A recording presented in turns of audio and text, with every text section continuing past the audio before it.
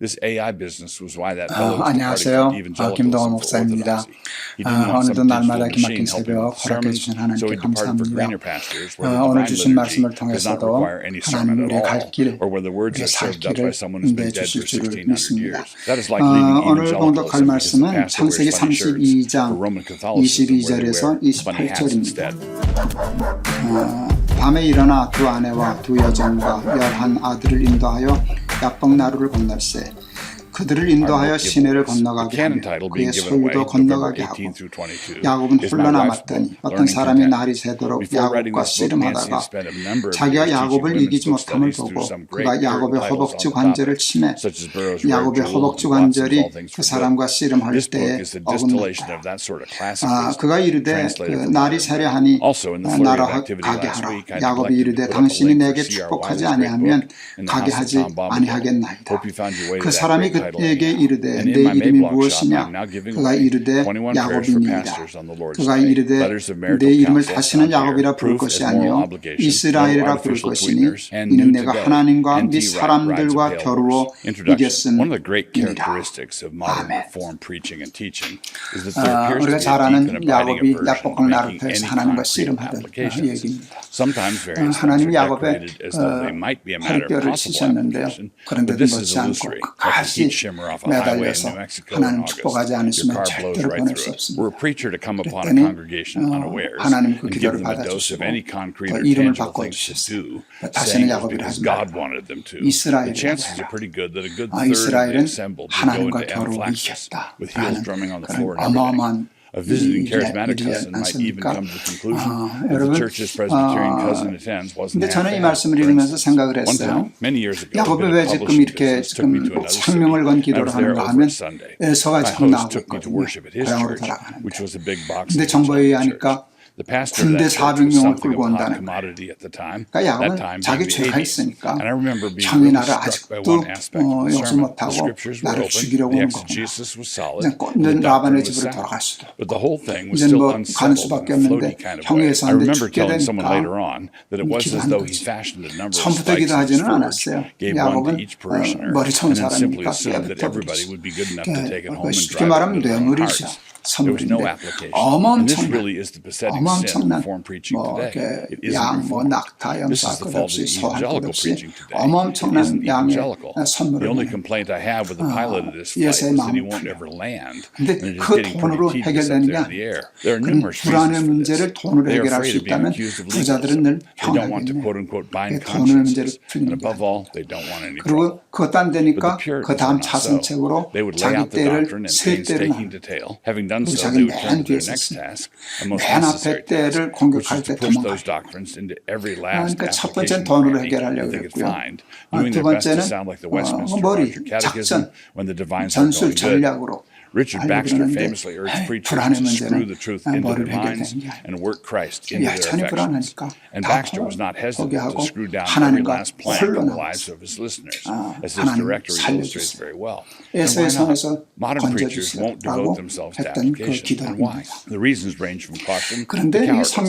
Caution isn't evidence of preachers trying to sidestep or avoid any mild disturbances. There's otherwise packed and weak. Tea times wait for no man, and he doesn't want to answer any more questions than he needs to. This sort of mild avoidance often works out because there are a whole lot of parishioners who want to be left alone every bit as much as the preacher wants to be left alone. They don't want to ask questions anymore than the preacher wants to answer them. And cowardice is evidence when the preacher knows that to address volatile topic X in any biblical way would be like tossing a hand grenade with a goldfish bowl. He doesn't want that reaction, or any reaction really, and so he assiduously avoids volatile topics. 요구하시지만 여러분 이제껏 다 기도해서만 살았죠. 기도하지 않은 것은 얻은 것이 없죠. 솔직히 얘기하면 기도하지 않았는데도 하나님 주신 것들이 더 많지 않을까요? 하나님이 기도하지 않으셔도 우리에게 꼭 필요한 걸 주십니다. 그러면 여러분 기도하고 기도 안 하는 게 무슨 차이가 있을까요? 여러분 기도하지 않아도 하나님을 구해주신다라고 하는 증거가 있습니다. 성경에 있습니다. 여러분 이스라엘 백성들이 출애굽해서 야곱을 나왔을 때 홍해가 가라막지 않았습니다.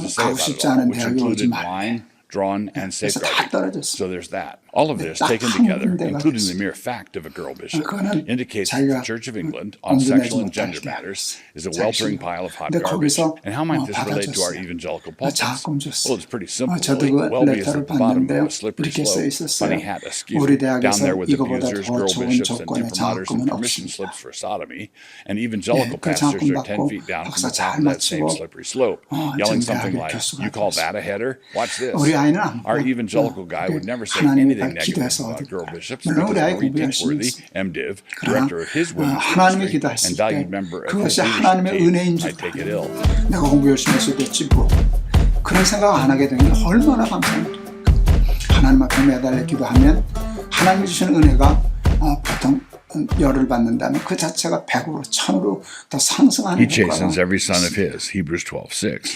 And when he spanks, he really does. He doesn't 여러분 mess 기도하는 around. 자에게 He scourges, 하나님이 길을 mastigao, as 열어주시는 in 게 flogs, every son he 공평한 receives, Hebrews 12:6. 하나님은 And we are 얘기하실 told 때 here that this should 공평하신 be an 하나님 incentive to 아니십니까? encouragement as 하나님 opposed to its 공평하십니다. opposite. 그래서 Take heart. 믿는 You are clearly 자에게도 one of God's own. 안 믿는 자 집에도 햇빛이 비칩니다. 믿는 사람 집에도 비가 오고요. 안 믿는 사람 Although the 집에도 occasions 비가 can be 와요. many, there are two basic reasons for 공평하신 discouragement, 하나님의 internal 처사라고 and 생각해요. external. The internal occurs when for 그런데 some reason we've 모두가 다 given way to 공평하다. sinful attitudes 그런 and thoughts, 식으로만 and we're dealing 이루어진다면 with the consequences 하나님 of 믿을 that. 필요가 뭐가 And the 있어? external 하나님은 다 occurs when we are 비춘다면 buffeted by circumstances, as Job was, 안 믿는 but 집에도 without 햇빛 sin. 비친다면 And of course, it is 그렇지. possible to get 그럼 discouraged 뭐라 in both 하나님 ways. 믿어? If we are buffeted by 왜? external 하나님의 circumstances for 축복이라는 long 건 enough, 그러면 we 뭐예요? may give way and let the 그러니까 모든 것이 discouragement pierce all 보편적으로 the way to the 된다면 heart. 하나님의 How 축복이라는 are we to 개념이 understand this? 없어지잖아. How are we to respond to 그렇지 it? 않아요. Why art thou cast down, 하나님의 O my soul? 축복의 길이 Why art thou 특별히 disquieted 예비돼 within 있어요. me? Hope thou in 근데 그것도 God, for I shall 축복도 yet 하나님은 praise him, who is the 공평하셔야 health of my 되잖아요. countenance and my God. 그런데 Psalm 하나님의 42:11. 특별하신 The first thing to note is 보편적인 that 일이 the 일어나는 psalmist 중에서도 presupposes that the condition 특별히 of peace 뽑아놓은 is normal. 축복의 길을 He is cast down and 예비하셨는데 disquieted, 그 and he wants to know the 축복의 reason 길을 why. 받는 것도 This disturbance 공평하게 of his soul 만드십니다. is the thing that requires 그 공평이 뭔지 explanation. 아세요? Why are you cast 이거는 down? He asks 기도하는 himself. 사람에게 Verse 11. 축복인 거야. Whenever we are feeling fine, we 보편적인 don't look around for 축복은 ways to 누구나 다 fix 받을 it. 수 있어요. But when unhappiness 거기서 comes upon us, we 특별한 don't like 하나님의 it 은혜와 because 축복은 unhappy people are, 하나님이 well, 기도하는 자를 unhappy. 위하여 In the very 따로 nature of the 예비해 case, we seek 주셨어요. to relieve pain. Pleasure is something we want to prolong or augment. Here, whichever of the sons of Korah composed this psalm shows himself to be just like the rest of us. When we are discouraged, it is entirely normal to want out. Second, the psalmist remonstrates with himself. He talks to himself, which is a good alternative to listening to himself. It is by far the better approach. He preaches to himself, and it is a convicting sermon. The difference between such active talking as opposed to passive listening is the intentional mentality involved. When we are discouraged and we cut the engine and just let the boat drift, it is not long before we are in a really bad way. The old Adam within us can be a chatterbox, and if we let him have the floor, he will lead us straight into a festival of self-pity. In times of discouragement, potential discouragement, we need to gather up everything we know, prepare some lecture notes, and speak firmly to ourselves. What are you doing, soul? And third, he comes to a pointed exhortation, commanding himself to hope in God. This is the key place where we can tell the difference between listening to ourselves and talking to ourselves. The point of talking to ourselves is to gear ourselves up to obedience. He anticipates that he will in fact obey the commands of God, for he will at some point in the future praise God. Obedience is the destination he sets for himself. The whole point of the lecture itself is to make it clear that God's way is the only way that makes any sense at all. And as we prepare what we are going to say to ourselves, here are a few suggestions, a few important things to keep in mind. False comfort. We want comfort, but we need to remember that there is such a thing as false comfort. When we speak peace to our hearts, we can do it in accordance with the scriptures, or we can do it in accordance with our own pipe dreams. For example, someone who's become an idolater by turning away from the Lord is capable of speaking peace to his own heart, in his own name and on his own authority.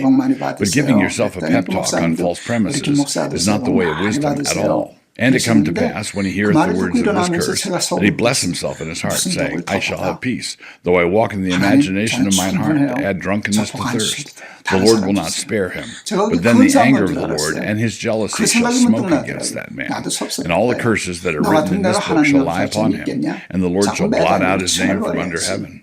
Deuteronomy 29, 19 and 20. What we are talking about here are the words of gospel, and the gospel does not sow elbow cushions for our sin. When we are walking in the imagination of our own hearts and things start to go badly, as God promises they will, we cannot resolve the problem by taking gospel promises and applying them to an unrepentant condition. That is just white paint on a black mold. Triune peace. If God is our salvation, then it follows that God is our comfort. And if the God of the Bible is our comfort, it follows that this comfort is triune. Remember that our salvation has occurred because God has included us in His triune life. The gospel is triune, just like the God who established the gospel in the first place. And this is why peace for your distress needs to be a triune peace. What do I mean? God the Father has declared that the comfort of peace is to be announced to us. Isaiah 40, 1 and 2. Christ has become our peace by His own blood. Ephesians 2, 13 and 14. And why would the Father not give us what Christ has purchased for us? And the Spirit of the Lord came upon Christ so that He might comfort those who mourn, that He might bind up the brokenhearted. Luke 4:18. Because Christ died, the executor of His testament is the Holy Spirit. Remember then, whenever you are struggling with discouragement, that Father, Son, and Spirit are all engaged on your behalf. Discouragement is sin. One reason why Christians are discouraged in their attempts to live the Christian life is that they are attempting to run the race with tangled cords around their feet and a 150-pound backpack on. Hebrews 12:1. And so the way out of discouragement because of sin is simply repentance. Discouragement in such cases is disciplinary, and God's hand is heavy upon you for a reason. We are told to take heart when the Lord disciplines us, are we not? When God disciplines us, we are instructed to not faint when rebuked of Him. Hebrews 12:5. Wherefore, lift up the hands which hang down and the feeble knees. Hebrews 12:12. In effect, we are being told to take heart when God works us over. It is a sign to us that we are truly His children. He doesn't spank the neighbor's kids. He disciplines His own. He chastens every son of His. Hebrews 12:6. And when He spanks, He really does. He doesn't mess around. He scourges, mastigao, as in flogs, every son He receives. Hebrews 12:6. And we are told here that this should be an incentive to encouragement as opposed to its opposite. Take heart. You are clearly one of God's own. Make sure to repent the sin all the way down to its foundations. And secondly, make sure to repent of the right sin. Don't go snipe hunting in your conscience, making up sins in a vain attempt to get God to lay off. Also, don't make the mistake of trying to mortify sin in your life without hating that sin. Those who are theologically aware are often maneuvered into the position of mildly disapproving of some of their mental habits, and they go through the motions of what they are pleased to call mortification. But mortification is not effective unless you hate what you are killing. I wish I could say that I know about this principle because I had read it in a book somewhere. Discouragement in affliction, but don't make the mistake of thinking that hard circumstances mean that you somehow must have sinned. This was the error of Job's failed comforters, Job 2:11, and it was the error of the disciples concerning the man born blind, John 9:2 and 3. It is simply not the case that every affliction that tempts us to discouragement is the result of some sin on our part. Sometimes it is, but there are numerous instances where that is not the case at all.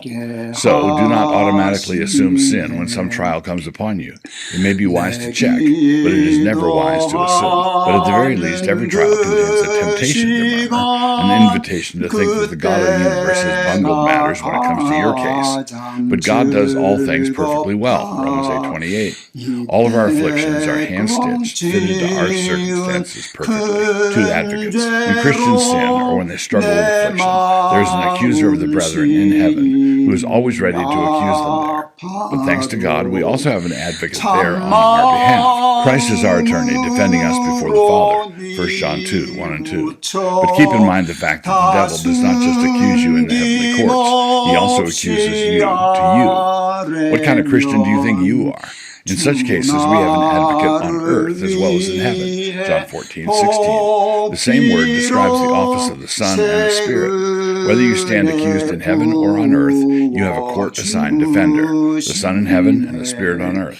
Whichever court the charges are submitted, it does not matter. And neither the Son nor the Spirit have ever lost a case. How could they get me off, you might wonder? I'm guilty. They successfully defend sinners like you and me because they never ever argue from your virtues or mine. Their case always presupposes our guilt. They always plead the blood of Christ shed on earth And then they plead the blood of Christ sprinkled on the altar of heaven. With that as the plea, there can never be a guilty verdict. No condemnation. Now I dread. Pictures for your peace. First, distinguish the money in your bank account and the money in your wallet. There's your basic foundational wealth, and there's the money you have on you. If you are mugged, then the thieves can only take what you have on your person. They cannot get at your bank account, which is not on you. In the same way, a hard day can only disturb that day's peace. You have a fundamental peace that a rainy day cannot touch. Romans 5:1. Second, distinguish peace in the seed and peace in the flower. Often peace in the seed looks and feels like trouble. When you were first converted, you were all of a sudden now troubled over things that had never bothered you before. Don't be troubled over that kind of trouble. It is the best trouble in the world, and the bloom that comes from that bud is the bloom of everlasting life. And third, distinguish peace from a distance, where you can only see the dancing, and everybody looks crazy, and peace up close, and you can hear the music. The peace of God is a guardian, a fence, but it does not encircle your vices and sins. Rather, your hearts and minds are protected by the peace of God, which passes all understanding. Philippians 4:7. Do not try to have your heart and mind protect the peace of God. That is like using your head to protect your helmet. The peace of God is the armor, not the thing that needs to be protected. And be encouraged. 하나님 가까이 할 줄 알고 하나님 기도하여 이스라엘이라는 이름도 부르고 우리도 야곱처럼 하나님 앞에 한도뼈가 부러져도 하나님 놓지 않는 근성, 끈기, 믿음, 기도 허락해 주셨습니다. 우리도 이스마엘 되게 하여 이스라엘 되게 하여 주시옵소서. 예수 그리스도 이름을 받들어 기도하옵나이다. 아멘. 감사합니다. 오늘도 좋은 말씀 주신 하나님께 감사드리고 영광을 돌립니다. 복된 하루 되시기를 바라고 승리하는 하루 되시기를 바랍니다. 여러분 사랑합니다. A week or so ago, Bible Dingers hosted another debate on abolitionism versus smash-mouth incrementalism. This one involved four of us. Joe Rigney was together with me, and T. Russell Hunter teamed up with John Speed. And while we didn't resolve anything, I do think that the debate was clarifying in several ways. Many thanks to Bible Dingers for hosting us. There were various points that were brought up that I would like to develop further here, and maybe even a point that should have been brought up but somehow wasn't. This latter phenomenon is something the French have a phrase for, esprit d'escalier. And please, for those of you who listen to my blog posts, pardon my French, which I accomplished by means of rusty hedge clippers. This refers to the width of the staircase and refers to things you think of later on that you should have said. The perfect point you ought to have made occurs to you, but it does so on the staircase as you are making your way to bed. Oh well. Fill it out some more. First, there was one point that I raised in the debate that I want to fill out a bit more. Because of the free-flowing nature of our discussion, I didn't get to develop it as much as I would have liked to do. Nobody's fault but mine, of course, but there's no time like the present. Let us imagine a range of anti-abortion responses and tactics and rank them on a scale of 1 to 10, with 1 being the most tepid and 10 being the most radical. A 1 would be Bill Clinton's safe, legal, and rare, and 10 안녕하세요. 김다운 목사입니다. 오늘도 날마다 기막힌 새벽에 나올 수 있어서 얼마나 감사한지 모르겠습니다. 하루하루 하나님의 말씀을 만나고 그 말씀 속에서 하나님의 은혜와 축복을 경험하는 저와 여러분 되기를 바랍니다. 오늘 주시는 말씀은 출애굽기 24장 1절에서 3절의 말씀입니다. 또 모세에게 이르시되 너는 아론과 나답과 아비후와 이스라엘 장로 70명과 함께 여호와께로 올라와 멀리서 경배하고 너 모세만 여호와께 가까이 나오고 그들은 가까이 나오지 말며 백성은 너와 함께 올라오지 말지니라. 모세가 와서 여호와의 모든 말씀과 그의 모든 율례를 백성에게 전하매 그들이 한 소리로 응답하여 이르되 여호와께서 말씀하신 모든 것을 우리가 준행하리이다. 아멘. 일반적인 종교, 특히 미신적인 종교에는 중요한 것은 두 가지 정도만 있는 것 같습니다. 하나는 기도하는 것이고요. 둘째는 제사 지내는 것입니다.